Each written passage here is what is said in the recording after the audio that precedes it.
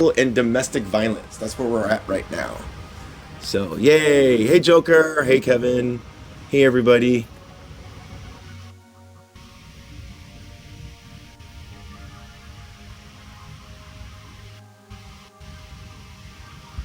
Hold on.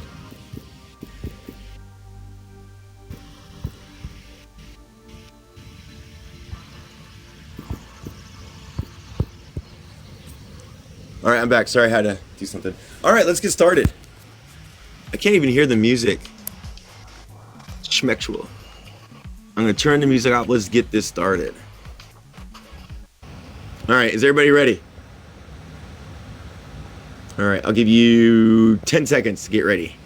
10. Just kidding. I won't count down. That's horrible. To count down is horrible. All right. Area 9. We are on page in the PDF 87 in the PDF. Born ready. Let's go. All right. Many of us are familiar with the epidemic of missing and schmurdered indigenous women, girls, and two-spirit relatives, MMIWG2S. But what is often left out of the conversation are the conditions of many of these people's experience prior to their deaths and disappearance. Rampant sexual violence and domestic abuse in native households, both on and off reservation, create hostile environments that render native people more vulnerable to continued violence and death at the hands of multiple proprietors, including the state, racist vigilantes, men and extractive industries, and non-natives. The disturbing frequency of domestic and sexual violence among native people is nothing other than a result of centuries of settler colonial violence and dispossession.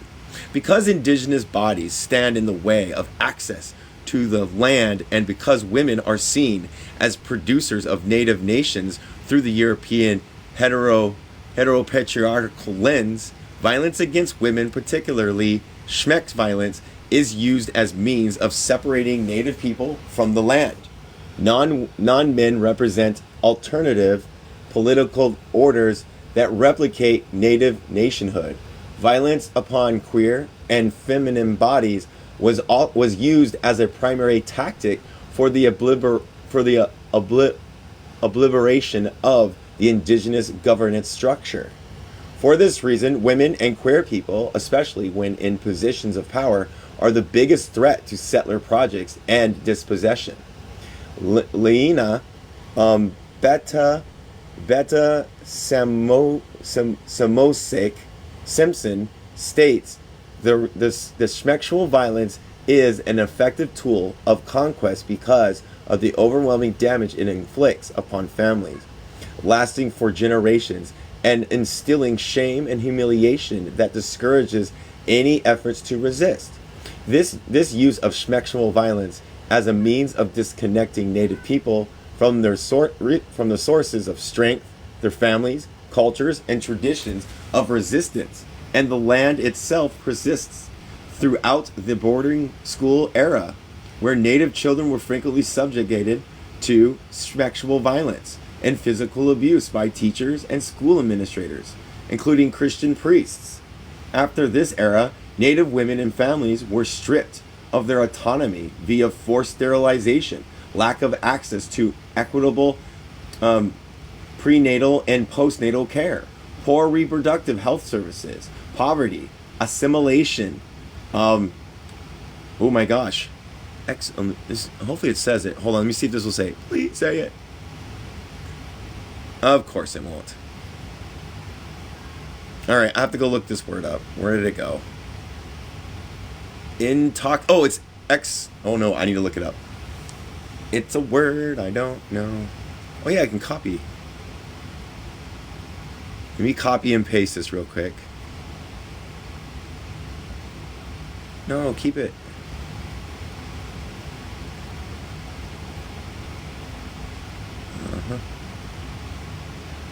Alright, let's look up this word. Figure out what it is.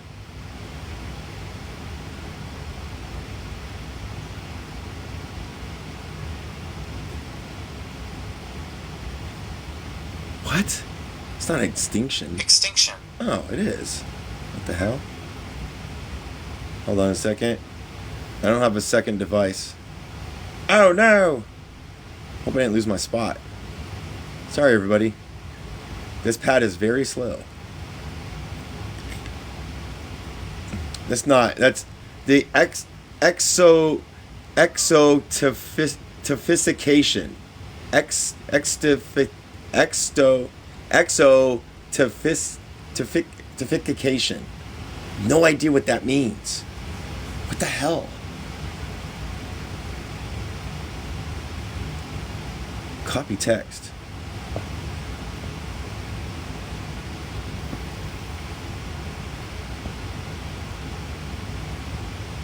Come on.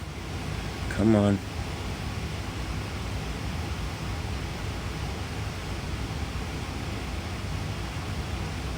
There it is. No, it's exophic. No. No. Stop doing the changing of the words.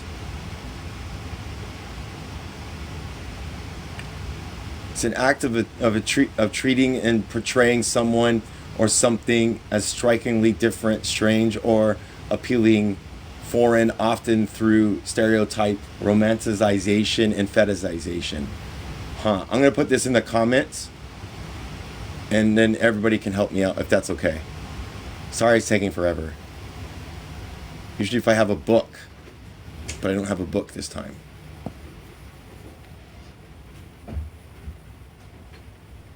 Okay, there it is. All right. So I'm going to put it in the comments. Sorry, everybody, taking forever. Come on. It's EXOTIFICTION.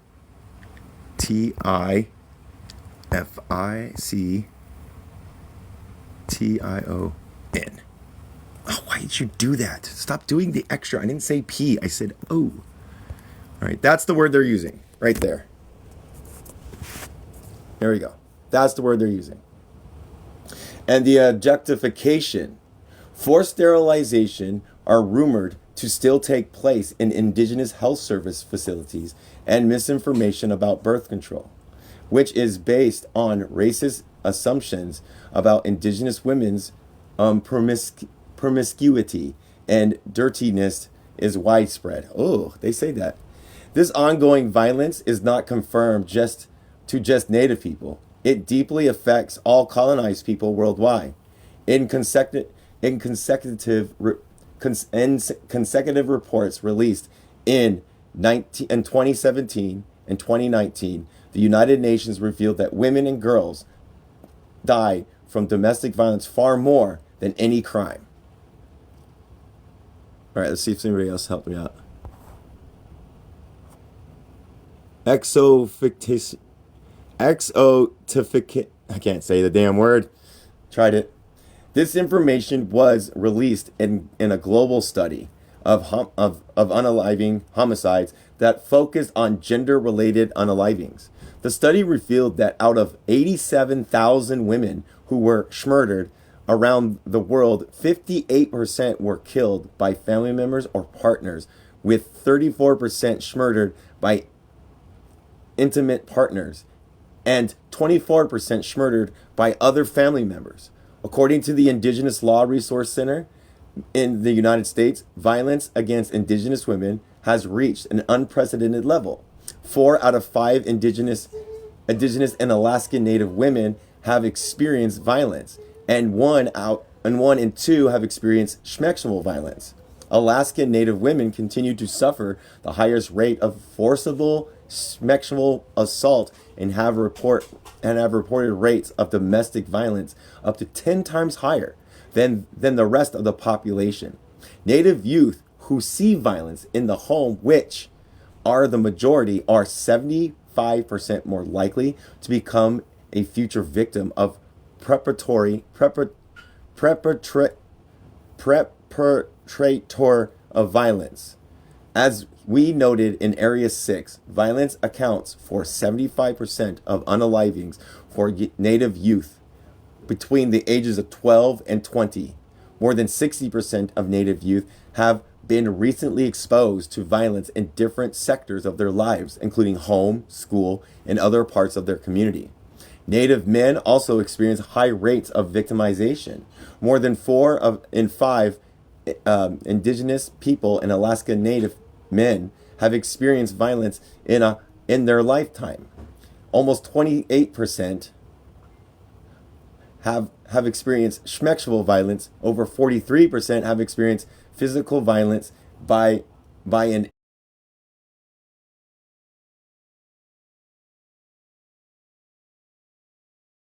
violence by an intimate partner, and and, and 73% have experienced psychological abuse.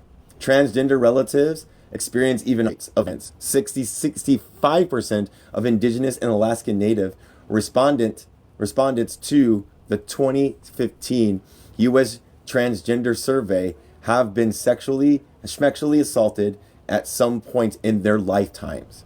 Nearly three quarters, 73% of the respondents experienced some form of intimate partner violence, including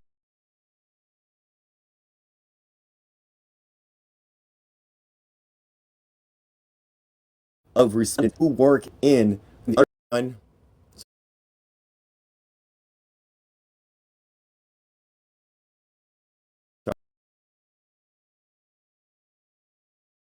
and all of the resources required to heal from the ongoing gender, sexual, and domestic violence.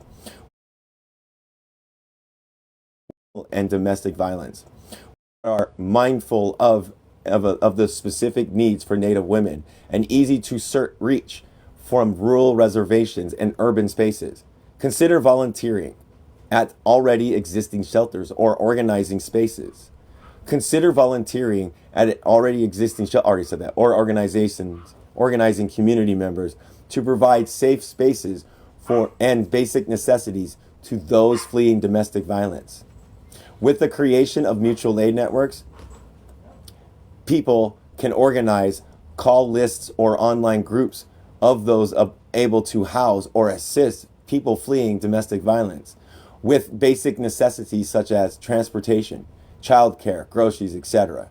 We can promote access to accurate sexual education and the full range of reproductive health services by organizing campaigns that destigmatizes schmex education about safer schmeck practices and advocate for body sovereignty and body positivity. This includes the destigmatization of abortion, birth control, STIs, and HIV testing, the teaching youth about consent, supporting the renewal of traditions in carceral birth practices for women who they have control over their own reproductive health and the health of their children. Consider hosting teach-ins in your community where important discussions about unlearning toxic masculinity and heteropatriarchal violence can be held. Provide spaces where individuals might be able to obtain more resources about sexual health, healthy relationship, mental health, and having these difficult conversations in the home. They're like it feels like this is exactly like I feel like what the Black Panthers were doing too, and now they're taking it and they're saying that we need to do these things. This is what we should be doing to engage with like helping to combat these things. Why we go through the process of dismantling and getting rid of something of the institutions that create these things. Area 10. Ending missing and murdered Indigenous women, girls, and Two-Spirit peoples. The G side of MMIWG2S is rarely framed as an example of border town violence, quote unquote, which is itself often described as a recent phenomenon. Border town violence is a form of state violence that is held by colonial project of resource exploitation, relocation, displacement, and G-side. Since the first military outposts, the forts were constructed along western quote-unquote frontier of the fledgling United States. Border town violence is nothing more than a contemporary frontier violence. Most border towns today were once centers of the most horrendous frontier violence. Places like Chamberlain, South Dakota, and Gallup, New Mexico serve as centers of trade where white settlers not only sold and traded their goods like fur, but lured lured sold and kidnapped Native women and girls to be schmecks trafficked to soldiers and traders who manned these outposts and forts. Border towns are the original man camps, one of the first lines of struggle to end MMIWGS2 is to end border town violence and vice versa. Today, most people are familiar with man camps as a result of gas and oil extractivist projects. The presence of gas and oil makes it clear that the United States never stopped its project of displacement and elimination of Native people. The land continues to be stolen for these projects. The poorest and the most vulnerable communities are coerced into selling their land in multinational oil companies, yet remain in poverty once corporations have taken all the land can offer. Meanwhile, the riches of the world continue to siphon wealth from these communities. As a result of this continual displacement, 71% of indigenous people live in urban spaces. There is two escapes from this cycle of violence on or off the reservation. MMIWG2S is a continuation of pervasive form of violence that affects every corner of our communities. Homicide is the third leading cause of death in Native women in the United States, regardless of where they live. In a recent report from the Urban Indigenous Health Institution, UIHI, the city of Albuquerque, which was one of the largest urban Native population in the country, was found to have high rates of MMIWGTS, missing, murdered, and indigenous women, I forget what the G is, two spirits. Girls, two spirits. That's what it is. I'm gonna keep doing that, keep reminding myself. This is no coincidence, as Albuquerque is a border town in the state that depends on gas and oil development to fund important social services. New Mexico is essentially new large man camps, which also helps to explain why it is the highest number of missing, murdered indigenous women, girls, two-spirit cases compared to any other state. Despite these numbers, the Santa Fe Police Department admitted to not keeping track of the MMIWG2S and domestic violence cases because, quote, most Native women have Spanish surnames, end quote. This means that a state already at the top of the charts when it comes to missing, murdered indigenous women, girls, two spirits, likely has more cases, yet police do almost nothing to solve these cases or even track them. The Albuquerque Police Department, ADP, for example, was notorious for refusing to test sexual assault evidence kits and had a backlog of more than 5,500 that sat in the city custody for years until grassroots pressures followed by the Department of Justice investigation forced the city to put resources towards processing the kits in 2018. How many missing, murdered, and indigenous women, girls, and two-spirit cases might have been solved or prevented had the ADP, Albuquerque the Police Department, simply tested these kits in a timely and competent manner? Countless efforts to bring awareness through federal legislation and state task forces are created while the ongoing settler violence continues.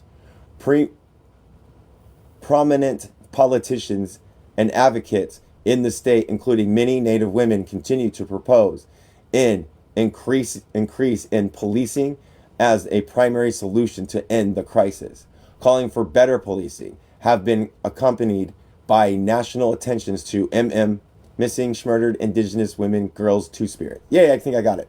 Which in 2020 resulted in the Trump administration creating a special task force called Operation Lady Justice, quote unquote, to investigate, quote, the scope of the nature of issues regarding missing and murdered American, Indigenous and Alaskan natives.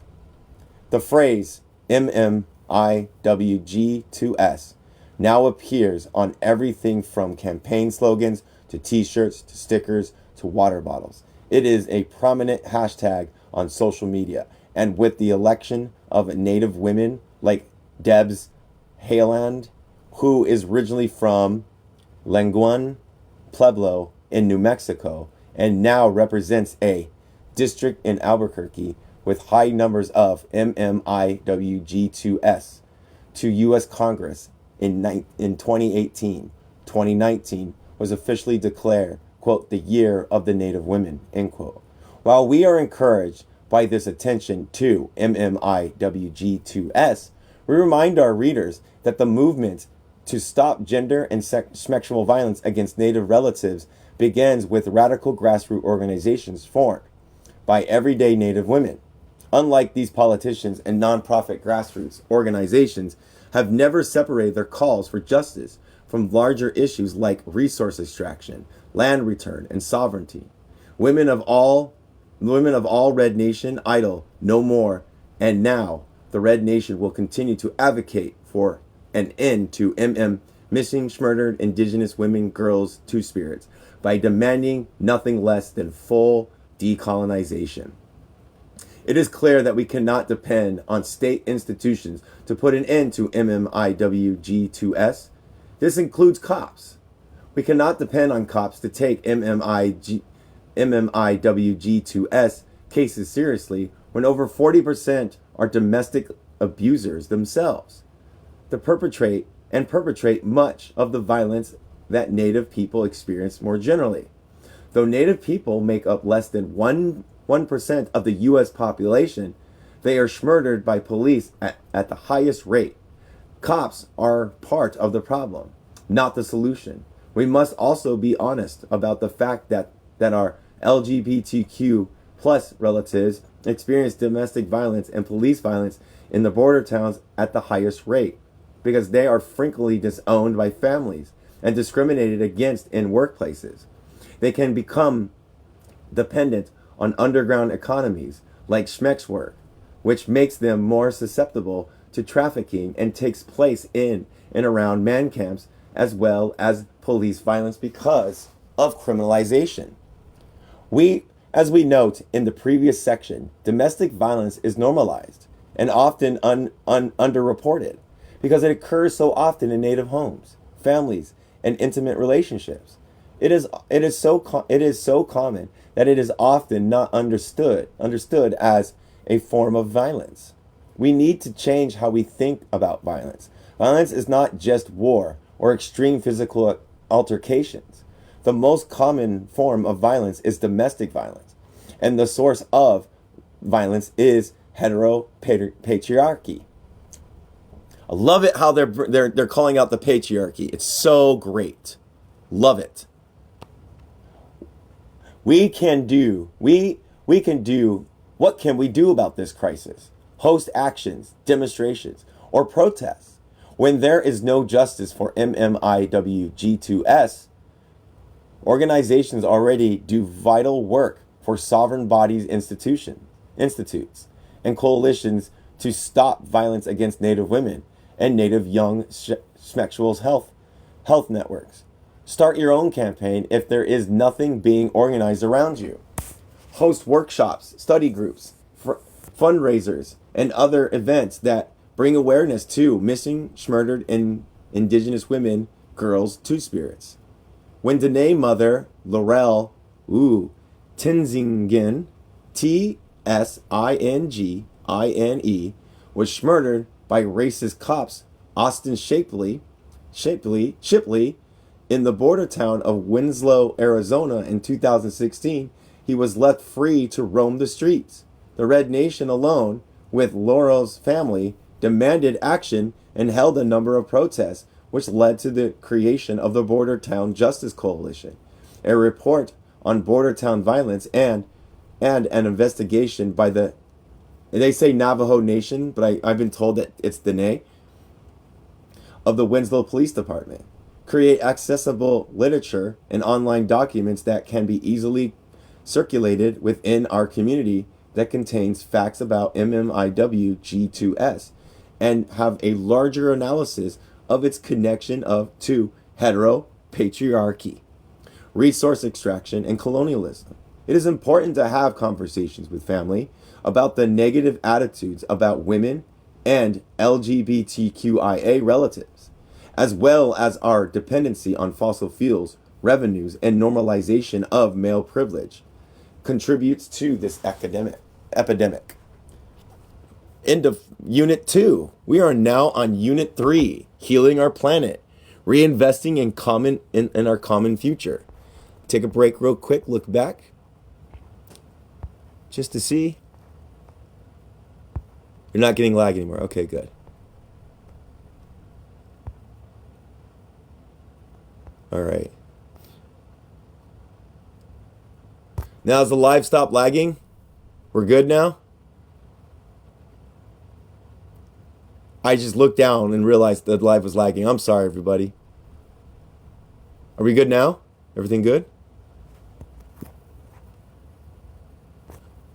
It's good. All right, cool. Part 3, Healing Our Planet, Reinvesting in Our Common Future. Introduction. I feel like I'm reading multiple books at once. There is no hope for restoring the planet's fragile and dying ecosystem without indigenous liberation. This is not an exaggeration. It is simply truth. Indigenous people understand the choice that confronts us: decolonization or extinction. We have unequivocally renewed our bonds with the earth, implementing intellectual traditions in the movement for decolonization. There is no turning back. These bonds are sacred and will never be broken. This is why indigenous water protectors and land defenders throughout the world are criminalized and assassinated on the daily basis. We have chosen life, and therefore we have been marked for unaliving. Despite this grim reality, indigenous people continue to caretake the land, even under threat of daily attacks. The labor that indigenous water protectors, land defenders, and treaty defenders perform is crucial to our species. We depend upon caretakers for both social and biological reproduction. All right, Khadijah's not loading. Humanity would not exist without caretakers, but caretaking is labor. It takes work to plant crops. It takes work to hunt. It takes work to raise children. It takes work to clean homes. It takes work to break down a buffalo. It takes work to learn the properties of traditional medicine. Healing the planet is ultimately about creating infrastructures of caretaking that will replace infrastructures of capitalism. Capitalism is contrary to life. Caretaking promotes life. As we note throughout this book, caretaking is at the center of contemporary indigenous movements for decolonization and liberation. We therefore look at these movements for guidance on building infrastructures of caretaking and have the potential to produce caretaking economies and caretaking jobs now and in the future. We also look to the infrastructure for caretaking that is currently emerging, where capitalist states have failed to save lives from COVID-19. Under the current system of global capitalism, caretaking is undervalued and often unrecognized as a form of labor. Caretakers, like parents, land defenders, and water protectors, make up a huge percentage of workers who produce the social and material means by which we live. Yet they are not paid. In the world being reshaped by the pandemic, caretakers have become the most important sectors of workers, not only by saving people's lives, but also keeping whole families and communities afloat. Mutual aid networks populated by caretakers are pro-life proliferating, providing relief to the most vulnerable and paving the way for robust caretaking economies to replace the crumbling system of global capitalism. Current mutual aid networks are neither state-sanctioned nor state-funded efforts. They are entirely people-led and the result of working-class solidarity between nurses, service providers, students, domestic workers, migrant farmers, and families. Mutual aid networks affirmed life by caretaking for humanity rather than denying life by abandoning it and exploiting humanity. The monumental challenge we face is how to take care of labor into life-affirming mass movements that can topple global capitalism once the emergency conditions of the pandemic lift. Only when we are able to mount a real threat of hegemony of global capitalism through such movements will we be able to heal the planet. Like the development of mass movements, affirming our relationship with the land is not optional if we wish to avoid extinction. This is not some mystical vision where we go out and hug trees. It is a serious agenda for decolonization that requires comprehensive land return programs and funding of mass indigenous-led land restoration projects. Healthy reciprocity with the environment also depends upon indigenous people having unrestricted access to the land, unencumbered by colonial borders, and free the harassment of agents of the state. We understand the land. We understand the land is our means of production as indigenous people. This is why decolonization and land return is not a metaphor. Land is also the means of production for settler economies, which require property as its basic building block, often called quote unquote primitive accumulation by Marxists. That's what they said. As amassing capital and power. We cannot successfully wage class war until indigenous land reparations has taken seriously as a precursor to seizing the means of production more broadly. U.S. imperialism, the greatest threat to the future of the planet, will never end if land remains in the hands of settler capitalists. The collective future of us all depend upon the ability of indigenous caretakers to work with the land, restore its health, and reestablish balance in our relations. We retreat with treats like radioactive contamination, wildfires, chemical pollution, and biodiversity loss. We will also need to seek new and alternative technologies. This is something indigenous people embrace because we have always been, them, not me, been technologically innovators, scientists, and engineers. But as we know, capitalists have a monopoly on technology, with the majority of the most advanced technologies being used for war efforts. Scientists are denied funding for projects that are not considered profitable or that directly disrupt the flow of capital to the already wealthy. What if technology was created for the benefit of all life on Earth? In order to answer this question, we must turn to the indigenous knowledge.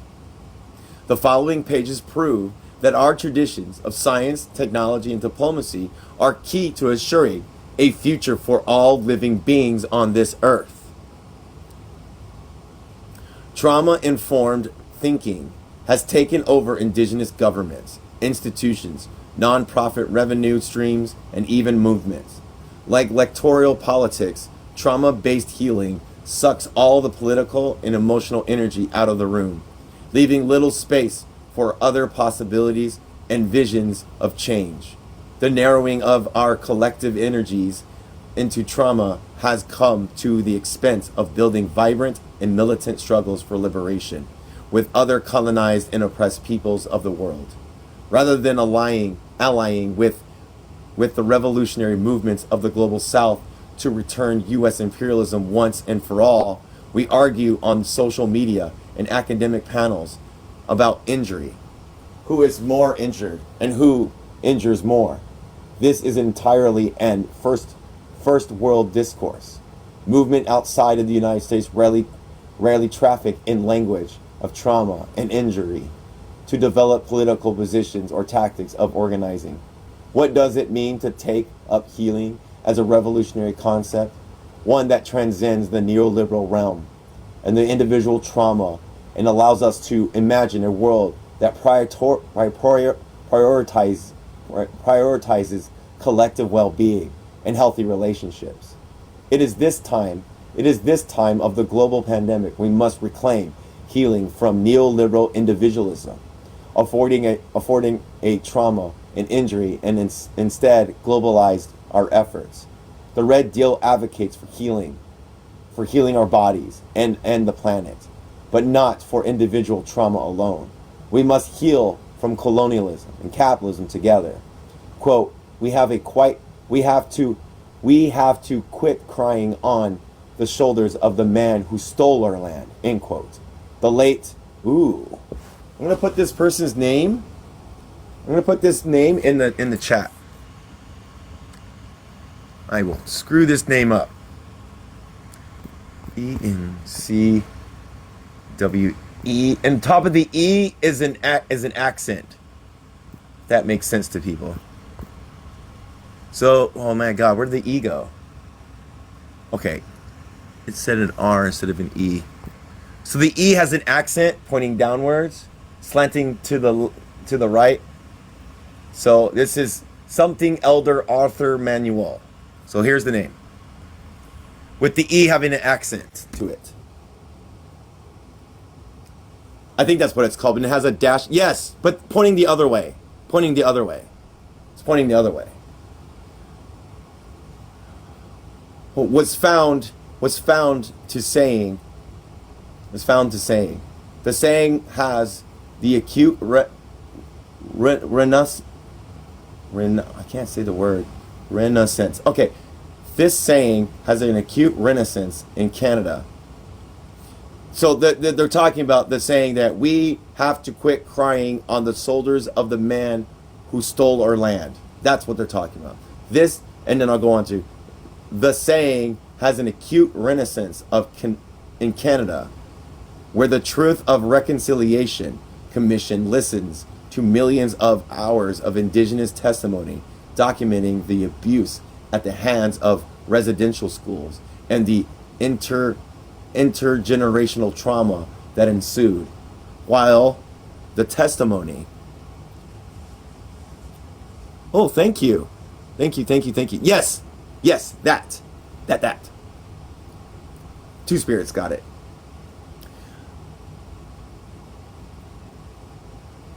Okay, hold on. Let me read this. Testimonies of the... Okay, yeah, testimonies that cathartic and the documented actual instances of G-side, not single scraps of indigenous land was returned, and colonialism didn't end. The cunning politics of injury has come to define our era. Their state and corporate proprietors of violence and G-side are asking to or positioning themselves as purveyors of quote-unquote justice, while entirely sidestepping the question of colonialism and imperialism. Prior to this era of so-called reconciliation, liberation was on the horizon of struggle. Today, the horizon has become our further incorporation into the settler states of U.S. imperialism. Instead of finding a seat at the table, we ask that this table get off our land. We are more defined by our dreams of liberation and freedom, and we refuse to be defined by trauma and violence and a violent narratives as hapless subjects rather than active agents of history. Liberation and freedom, no less and no more, defines healing for us. COVID-19 is a harsh is a harsh but crucial lesson about the need for collective healing, which will require militant movements to liberate the planet from systems of structures that target whole nations and species. Although there are many points of entry into global struggle, there can be no doubt that indigenous movements for decolonization and liberation must be at the center of our collective efforts. That's what I'm saying. It's the center of gravity, as Mao would call it. The center of gravity is the indigenous movements, is the indigenous, these people here, the Red Nation, is a center of gravity for liberation. Hello again. So now we're getting to the areas. Area 1, clean, sustainable energy. The world, let's see what time, we're doing great on time. The world is transitioning from fossil fuels to clean and renewable energies, but is not fast enough. Restoring extraction is still ravaging indigenous black migrants and other than human communities. The Amazon forest fires of 2019 resulted in the burning of over 2 million acres and the assassination of Guararira. I'm going to put this name in the comments too. An indigenous leader. This is an indigenous leader. I think probably in Brazil or in the Amazon. Near the Amazon at least. So I'm going to put this person's name in here because I'm not going to do it justice.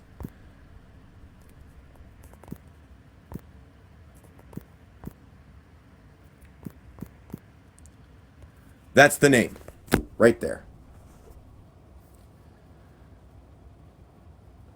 Leader of that person's indigenous leader and the land defender, Pablo Paulino, all in the name of mining and logging.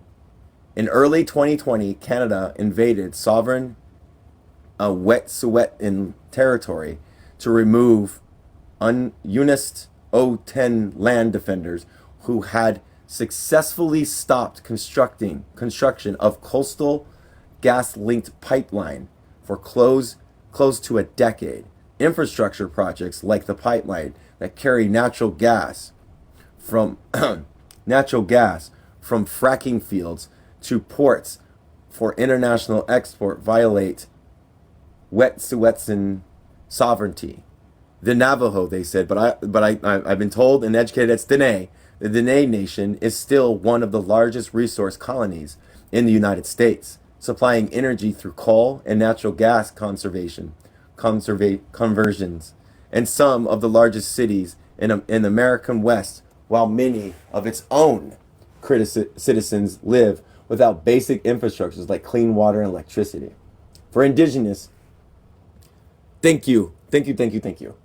For indigenous and poor communities throughout Turtle Island, the fracking revolution of the past decades has been particularly violent. Fracking is a type of drilling that injects chemical and water into a ground and to break up underlining shale rock, releasing the oil and natural gas contained within it. Fracking produces more natural gas than crude oil for the U.S. economy. 2/3 of the natural gas in the United States comes from fracking, while approximately 50% of the nation crude oil is procured through the same method.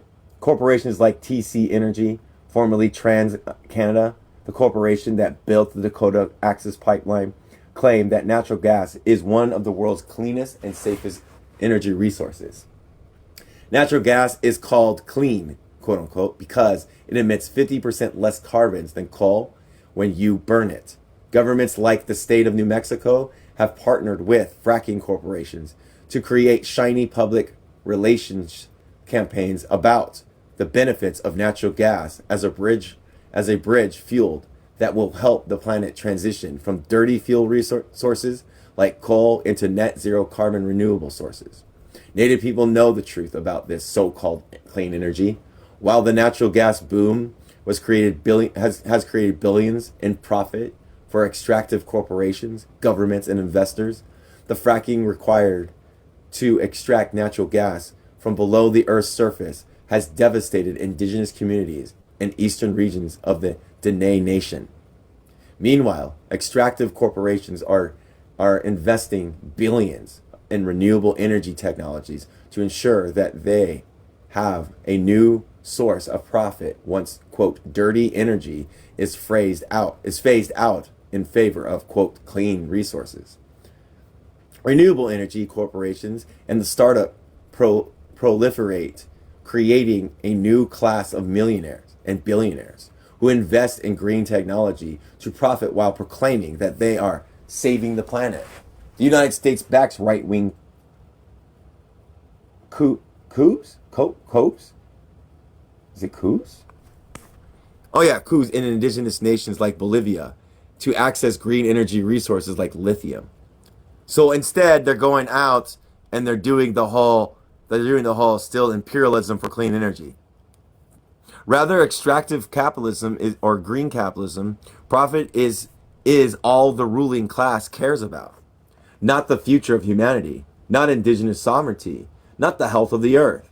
It is therefore crucial that we imagine and organize for new sustainable energy initiatives led by indigenous people. Indigenous people have lived sustainably since time immemorial and can continue to live in reciprocity with all those we share the earth with. Sustainable does not mean primitive.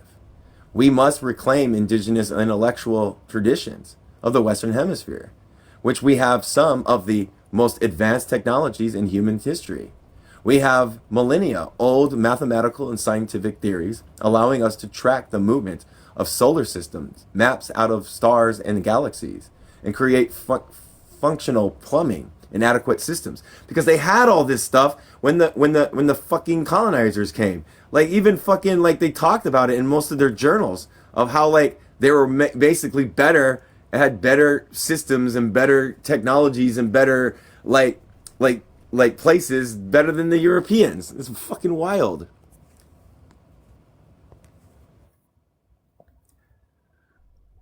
Adequate aqueduct systems. Yeah. Creating plumbing and aqueduct systems. Did you want to say something? Or did you want to wait till I was done? I just wanted to help you out here. It's time immemorial. Time immemorial. Thank you. I appreciate That's that. all. I'll drop down now. I was trying to help you out. Yeah. Thank you. Where was I at? Oh, yeah. We had these technologies long before Europeans discovered such things. I'm going to repeat that. We had these technologies long before Europeans discovered such things. Just want to realize that. Science and technology have never been at odds with indigenous life ways. It is only because of capitalist monopoly on technology that science is used to destroy the planet. Science and technology could serve the needs of the people rather than profit or war. Capitalism is incapable of equitable distributing the technologies and value that it creates, even when it is towards green capitalism. Green energy jobs are often touted as the rationale for promoting renewable energy projects. However, if we look at renewable energy projects like Kayente Solar Project, Moapa Southern Paiute Solar Projects, and the, oh my gosh, TSILHQOT apostrophe IN solar farm. The majority of employment of tribal members is temporary and only comes from construction and planning. The maintenance is done by outside contractors for visions to competition. Solar jobs are not a sustainable source of jobs for local communities unless maintenance, monitoring, and remediation are taken into account. Saying that renewable energy will, quote, create more jobs, end quote, simply isn't enough. We must have clear understanding of the spectrum of labor that goes into green energy and demand the local communities not private contractors, work these jobs. The materials used in solar panel systems are extremely important to consider. Lithium-ion batteries, according to the U.S. Department of Energy, are and will be the main storage of renewable energies. Lithium-ion batteries are made for two main minerals, cobalt and lithium. The Democratic Republic of Congo holds 60% of the world's cobalt, while Bolivia holds 70% of the world's lithium. Hence why they're overexploited and imperialized.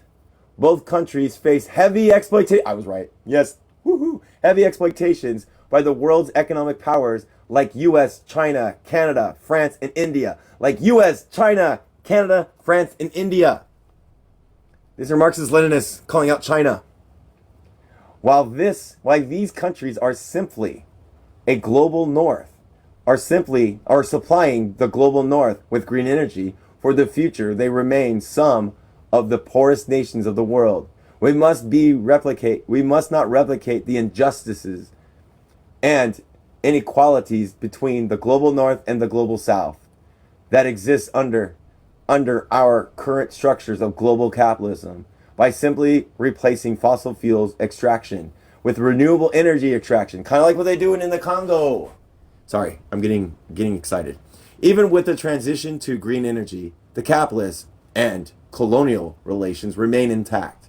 This is called imperialism, whereby the wealth and power of global North nations depends entirely upon the poverty and the exploitation of the global South nations. We must fight against the system that deems the world's poorest and indigenous expendable for the sake of progress and profit. We must ensure that all corporate polluters be held accountable and pay for the full remediation of the land and reparation to the people who have felt the impact and extraction for generations. That's another thing that they brought up that I forgot to, is the fact that they bring up, oh my God, I was going somewhere with this. I forgot I was going with this. Oh my gosh, it just left my mind. Holy shit. I had it, but it left my mind. Maybe we'll come back. Sorry, my bad. This can be accomplished with boycotts and divestment and campaigns by urging tribal leaders to break contracts with corporate polluters. So what I was going to say is, like, they said it perfectly. The global North nations depend entirely on the poverty of exploitation of the global South nations. I'll repeat that again. Because of our creature comforts is because of our exploitation of the global South. The global North nations depend entirely upon the poverty and exploitation of global South nations. Great point. Regardless of how clean and green the technology is, the process by which corporations extract value from indigenous life from the benefit of settler colonialism remains the same. We will educate tribal communities on the histories of resource extraction, and we will organize to stop all forms of energy extraction from native communities and lands. Whether it is coal mining, fracking, or solar farming. Now more than ever, we need people to understand that we have to actively create a world we want to live in. Man-made disasters like climate change and the unnecessary spread of COVID-19 are not manifestations of, quote, the earth healing itself, end quote. Such daily events are a direct result of the actions of those who pillage the earth, the ruling class. These capitalists view the earth as a resource to be exploited instead of a relative to be protected. So that's a good point. These capitalists view the earth as a resource to exploit instead of a relative to be protected. A relative to be protected.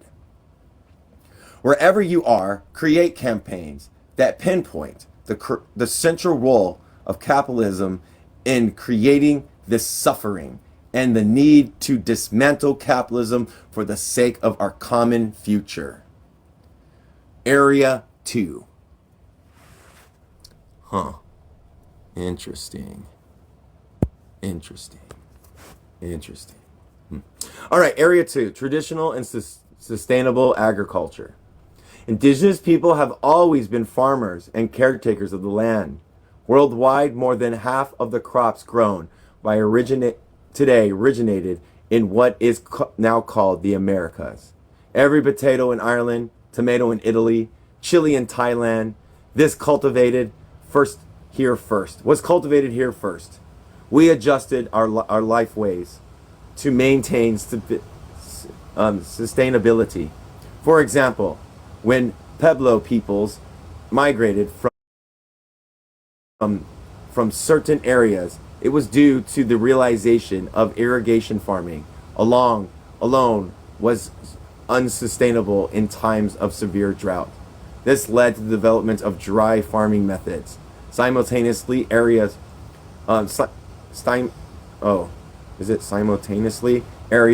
where natural food systems already existed were nurtured. Forest management was crucial in maintaining healthy watersheds, minimizing fire damage, and promoting healthy game, animals, and grasslands. For generations, indigenous people in what is now called California developed ways of modifying nature to not only benefit themselves, but the entire ecosystem. Some of these modifications included the pruning of trees to encourage fruit and nut production, the burning of meadows to create pastures that could support animal life, the selective harvesting of plants to encourage plant production. For years, and I want everybody also, with this part, I want everybody to also identify and maybe even read Braiding Sweetgrass. If you're reading this book and you're listening with me and you're reading, take up the book called Braiding Sweetgrass.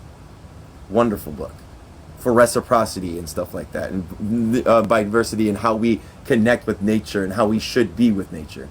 For years, scientific racism has worked to invalidate and exclude land-based knowledge and wisdom, such as fire suppression regimes imposed by Spanish and American settlers who prohibited Californian tribes from practicing the controlled burns they had used to maintain the West Coast forests.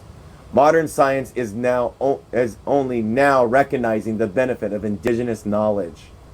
Turning in fucking late, but thanks for fucking recognizing finally. Turning in particular to controlled burns to prevent devastating and severe wildfires in western states, while at the same time refusing to restore lands to indigenous experts.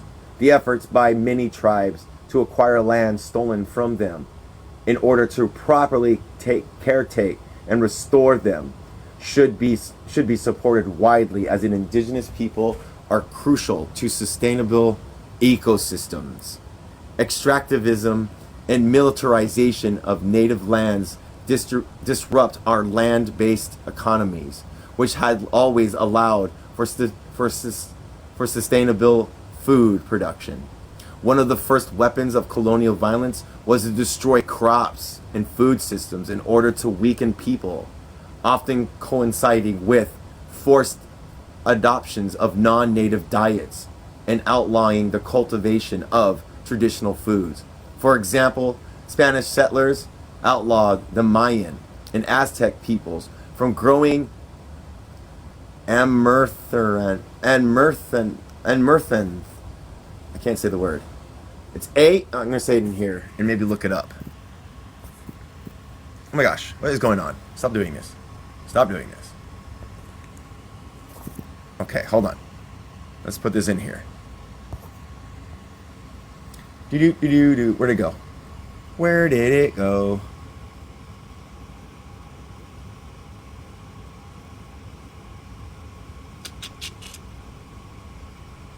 There it is. Found it. It is AM Aranth. Let me make sure. Boom. That's what it is. So I'm gonna. Yes, the grain. The grain. Okay, so it's a grain. Okay, thank you, everybody. Everybody, all my comrades, thank you so much for helping me, and thank you for so much if I'm not good at pronouncing things. I appreciate you all for giving me that grace. So it's a grain. Okay, got it. Thank you. Even go as so far as to cut off the hands of anyone caught growing it. Later, in Pueblo communities, the tithe of the best of the family's crops had to be turned over to the Spanish missionaries at the end of each season, or they would face harsh punishment. Families were required to fill up the length of a manta, M-A-T-A, M-A-N-T-A, traditional wraparound dress, sorry, with food that was then seized. Imperial borders have inhibited the flow of the seed trade and knowledge shared practices amongst native people throughout Turtle Island. Historically, native communities have had preserved seeds by sharing them with other communities so that certain plants wouldn't go extinct. They also actively worked to strengthen crop diversity. The forced relocation and displacement of native nations separated us from our lands, medicines, spiritual sites, and food services. Gluten-free seed. Oh my God, that would help people like Lind. Holy shit. It is unrealistic to expect the most marginalized to make a full return to land-based agriculture as a primary means of subsistence. We know the crushing weight of capitalism. The land theft has forced us into the wage economy. Oftentimes, the jobs available forced a separation of people from their lands. We know that we cannot heal lands and the subsistence they provide until capitalism and colonialism no longer exists. The blatant theft of native lands from resource extraction, settlement, big agriculture, military projects, etc., is directly to blame for this epidemic of food scarcity. Projects of extraction and militarization prevent people from living off the land. Long after they're gone, they leave the land poisoned. Radioactive contamination of our lands leaves them unsuitable for centuries. The term, quote, food sovereignty, end quote, was first defined in 1996 by La Via, I'm going to try it, Campesina.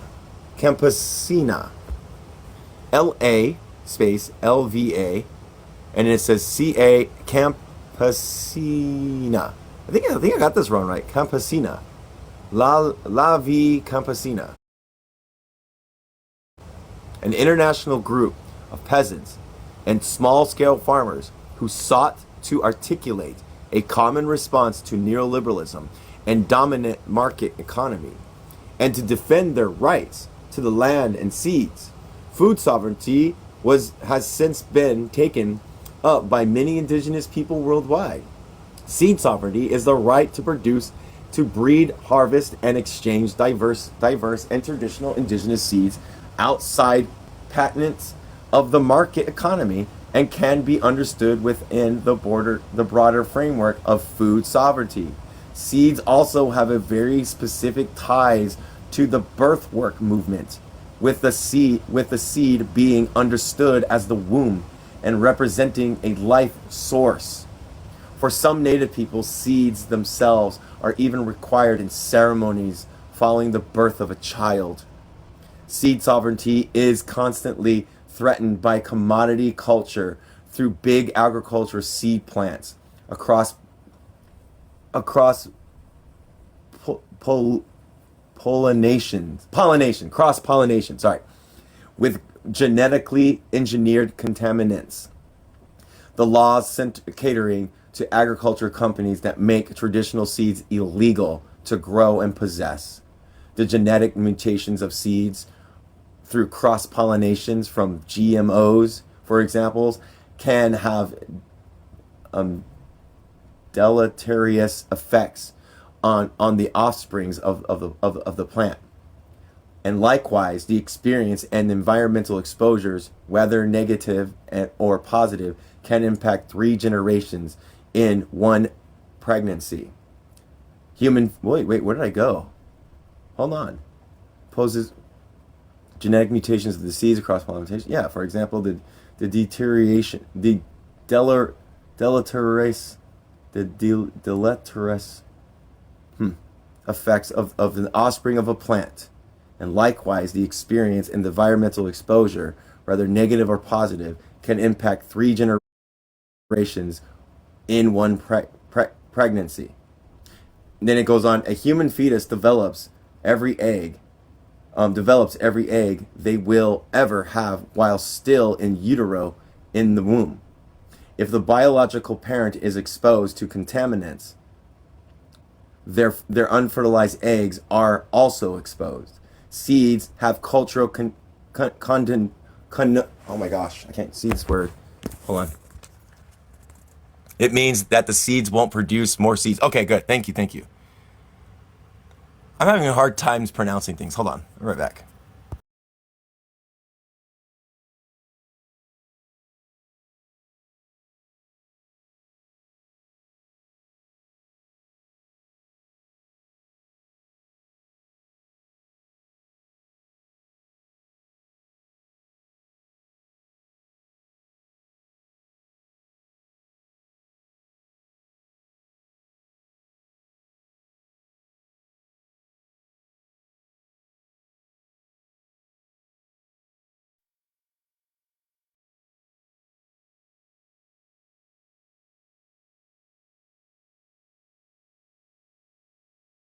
Belonging to a place and the ceremonies around how we claim our kin. Food is quite literally a medicine and the cultural foundation for the community to thrive. Imperial borders directly affect our trade of seed sharing with our relatives internationally that we have traditionally traded with, while big agriculture actively suppresses and kills the varieties of sacred foods and plants in favor of mass producing GMOs. Food monopoly tycoons are trying to patent indigenous seeds we have grown since time immemorial. Therefore, stealing and monopolizing sacred life sustaining plants. The introduction of big agricultural crops into small indigenous economies across Turtle Island is systematically destroying local economies as they cannot compete with price differentials. In Mexico, the birthplace of corn, GMO seed companies drastically reduced the price of corn so much that local markets crushed, sparking a movement calling for the ban of GMO seeds across the region. Indigenous people on and off the reservation need foods that are whole, healthy, and indigenous in their diets. Children, elders, birth givers are the most marginalized groups for food security.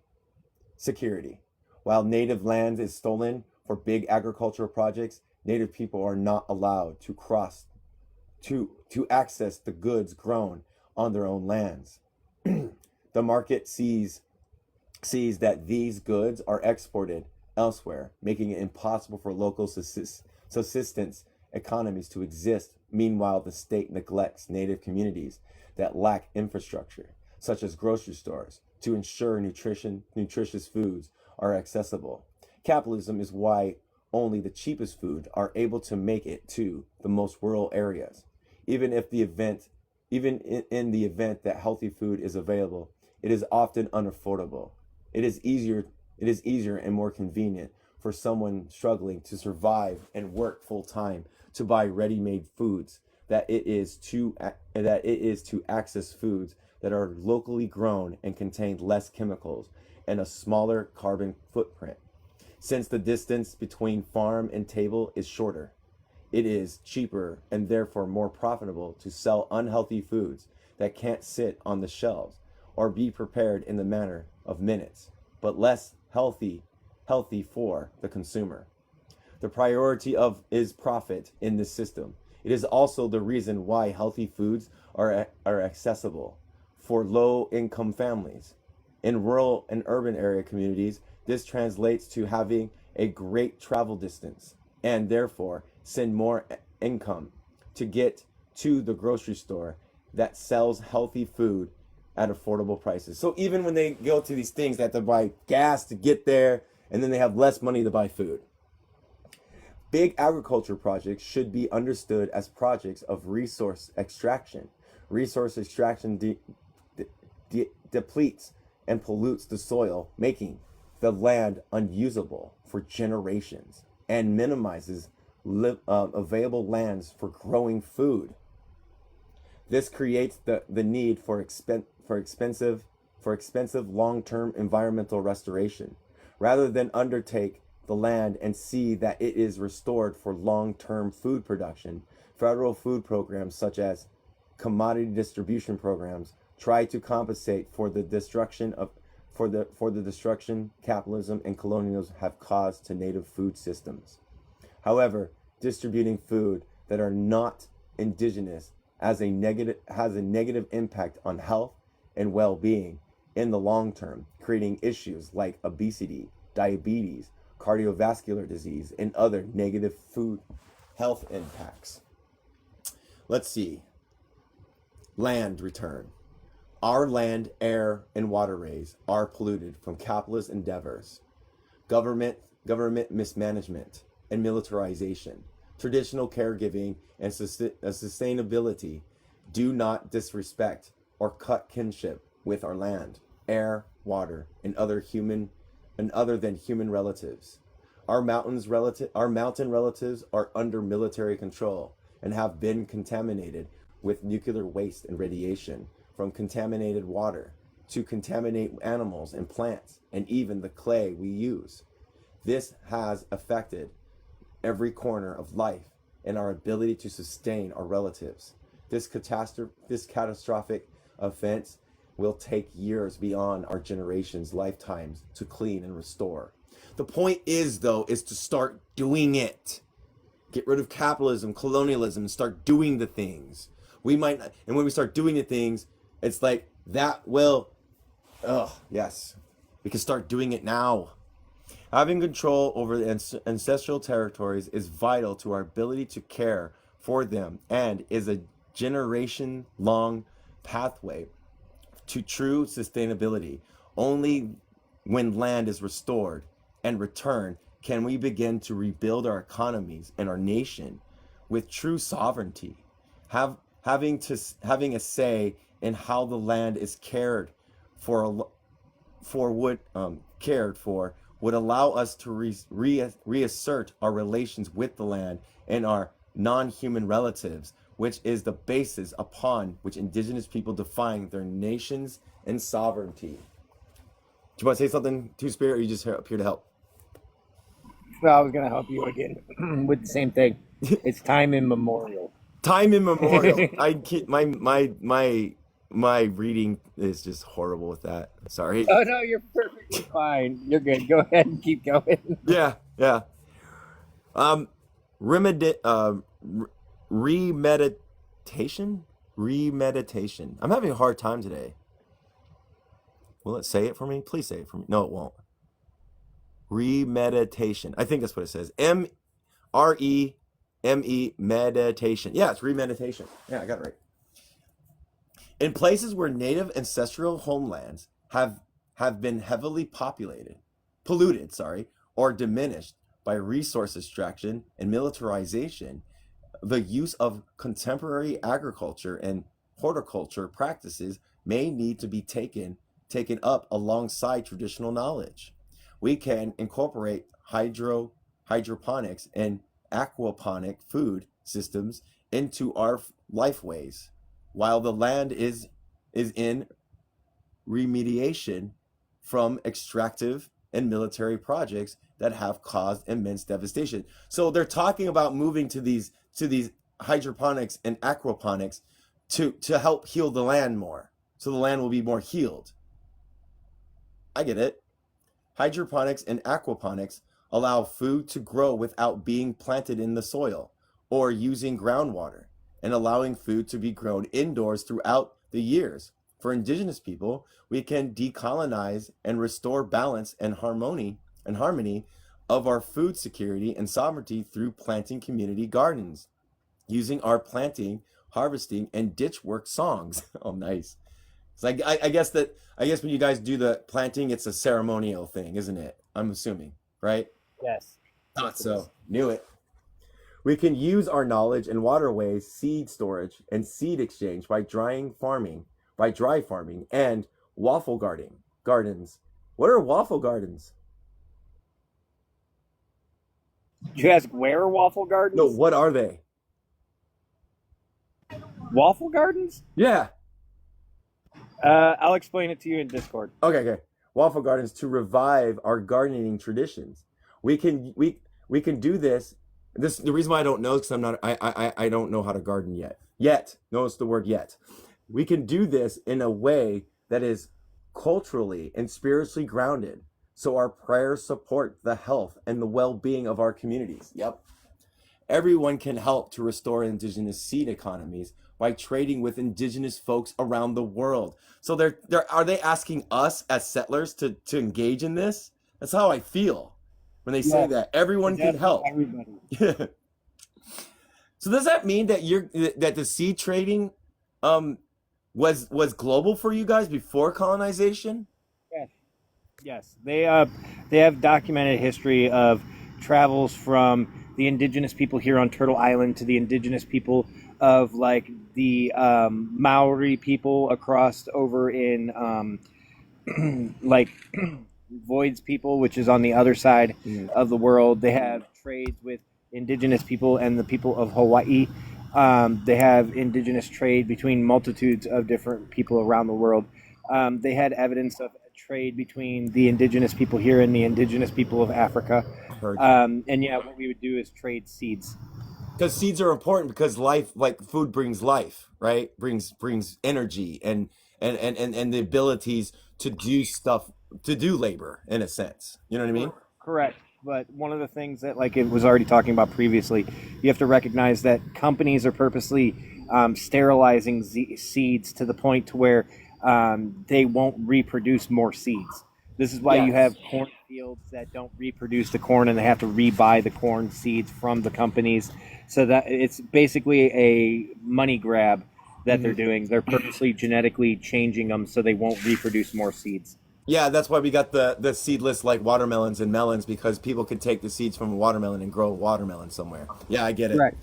I get it. And that's why they plant male trees instead of female trees too. Don't want to Correct. create food forests, right? It's all a thing just so they can make money off of it. Exactly. Historically, we have back to the book.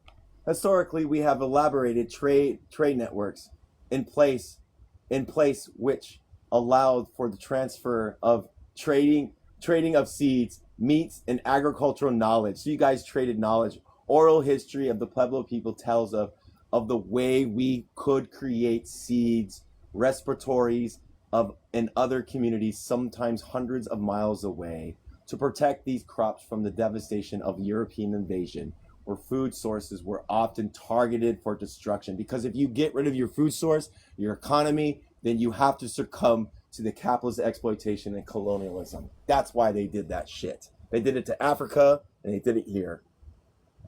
We can disregard imperial borders imposed on us by reinvigorating these non-capitalist ancestral trade networks.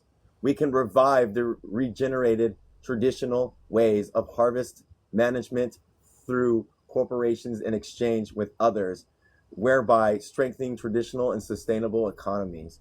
In order to survive current challenges and any future challenges, to our food sources, we suggest remaining flexible, open, and willing to learn new ways to be healthy. This includes how food is prepared and handled, having direct contact with seed planting to harvest honors traditional food sovereignty. We suggest reviving old recipes and creating new recipes in which nutrient-rich foods are centered. Their fruits and vegetables are our main source of vitamins. Wow! Oh my gosh, this is so amazing. The widespread this like the mere fact of how we do food, prepare, grow, and the seeds is amazing.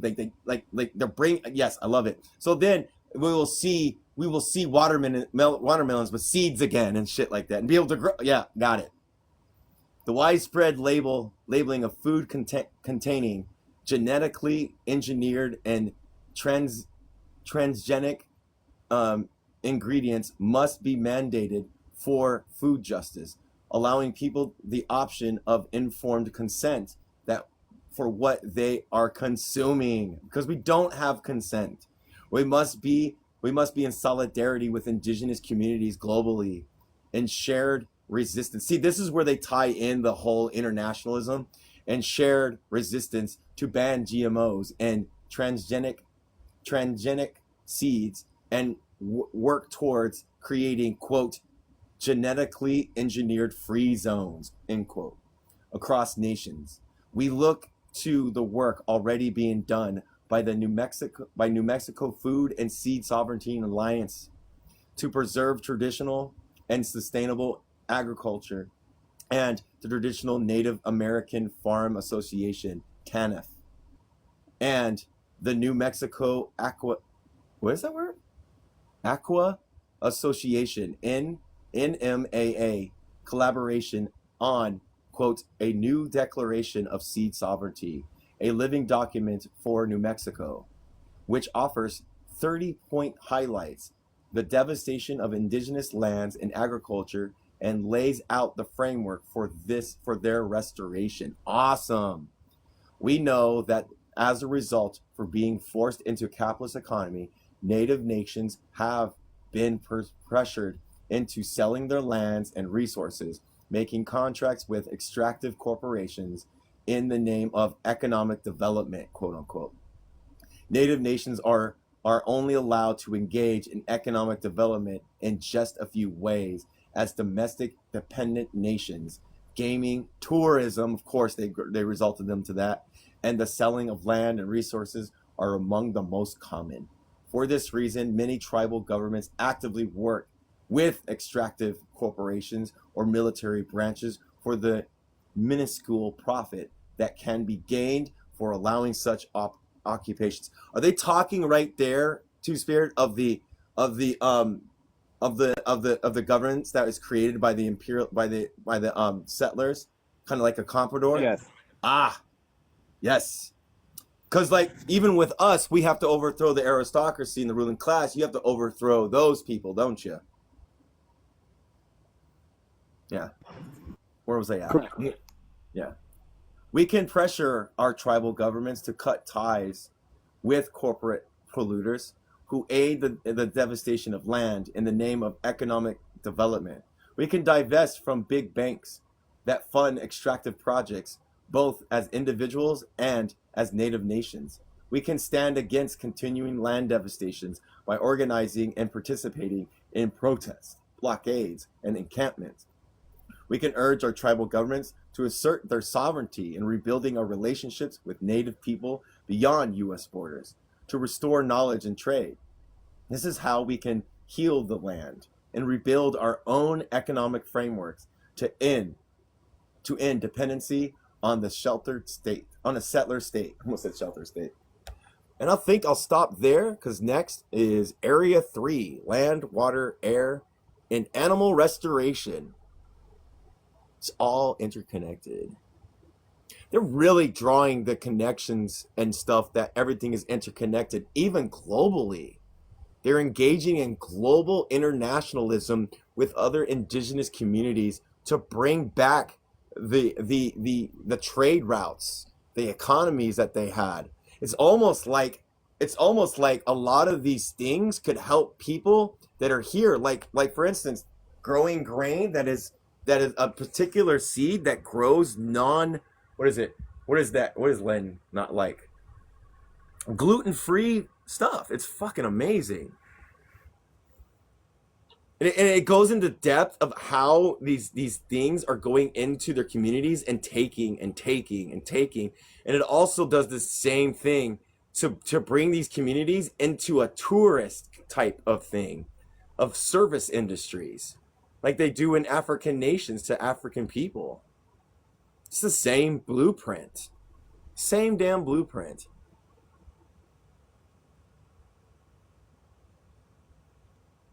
Wait, whoever is speaking doesn't really seem to understand seed industry? Okay.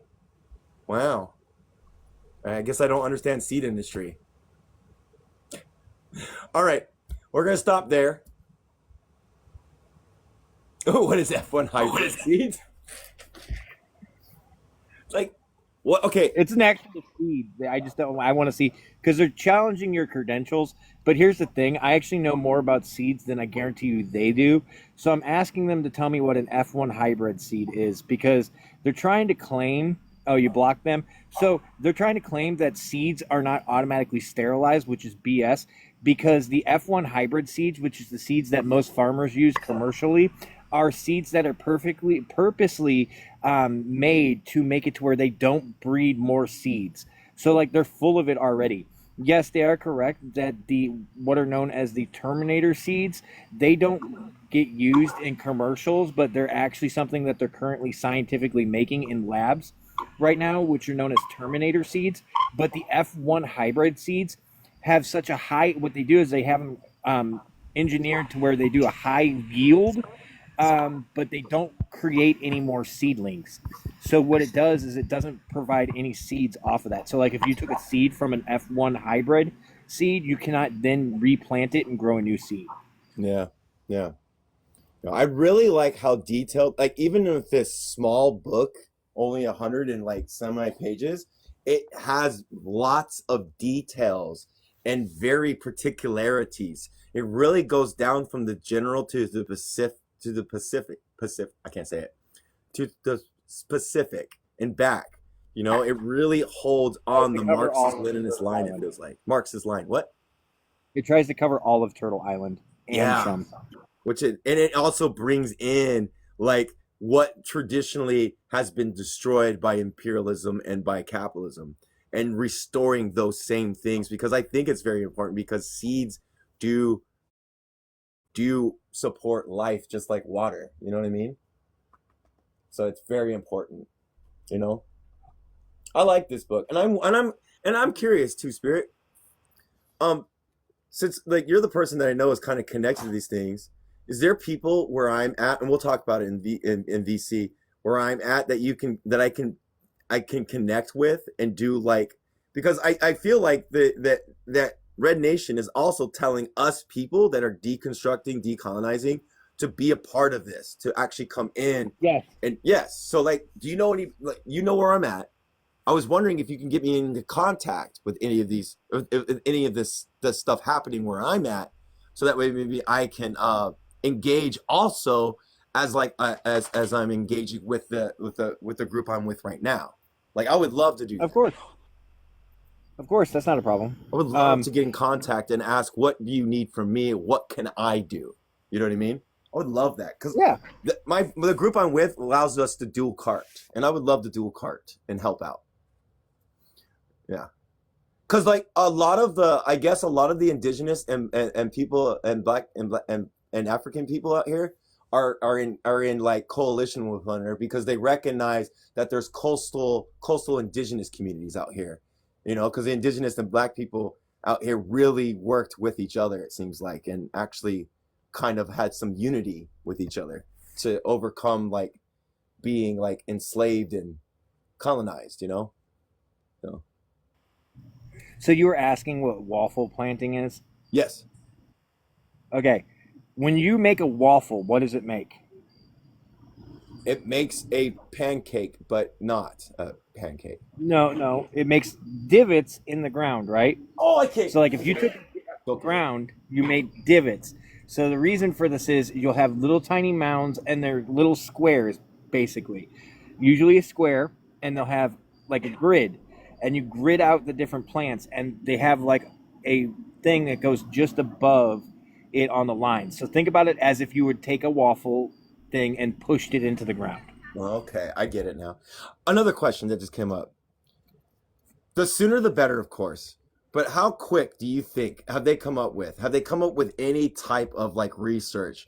If everything was returned and close to globally back to indigenous people to do the biodiversity, to repair, to bring incorporate like people like me to come in, do you think we can repair it faster? And how fast do you think it would take? I know it take generations upon generations. Are you Well, talking let's about put it like thousands this. of years? Huh? I wouldn't think it wouldn't take thousands of years. I put it like this. Currently, right now, indigenous people steward 80% of the world's biodiversity. Hmm. But we only maintain less than 5% of the world's biodiversity, like 5% of the world's land. Hmm. So if we're stewarding more of the land and helping other people learn how to steward the land like we do, you would see an increase of biodiversity. This is plants, trees, animals, so on and so forth, water, cleaning, and so forth. You would see this increase by 3 to 4 times within the first couple generations. Nice, nice. And then this would mean that it would triple from being the biodiversity in these areas would like extremely climb up. So this would mean the increase of animals, plants, and like all of it. So which then includes taking away from carbon emissions and stuff like that. The ozone layer we saw within that few months when when the world was kind of like restricted, we saw that the ozone layer knows how to heal itself, even though it's now back to where it was and even more intensified because now everybody's back in the industries and the capitalists are back in shit. We could see that it didn't take that long for to see the healing of the ozone layer either. You know what I mean? Right. But it just didn't maintain. That's the problem. It didn't maintain because we went back into the capitalist mode of production and shit, you know? So, but anyway, do you have any other questions for me? I think I, You pretty much covered everything. I didn't know if you saw it or not, but the person that you put in the comments, the one that's Guagara.